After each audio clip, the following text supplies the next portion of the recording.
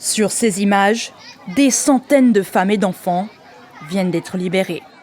Selon les autorités, l'opération a été préparée minutieusement. Ils étaient retenus depuis plusieurs semaines dans une enclave fortifiée dans les monts Mandara, située dans le sud de l'état de Borno, avant que l'armée nigériane n'intervienne.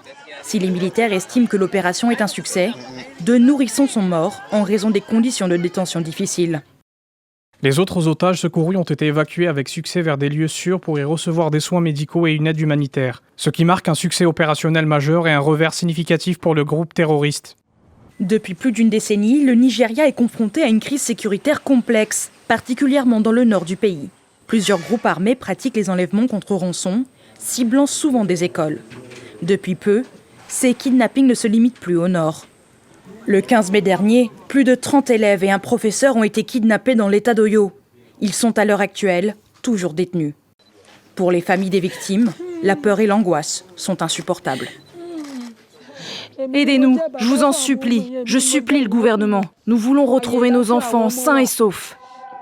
La gestion de la crise par le gouvernement nigérian a été vivement critiquée à plusieurs reprises par la classe politique et la société civile.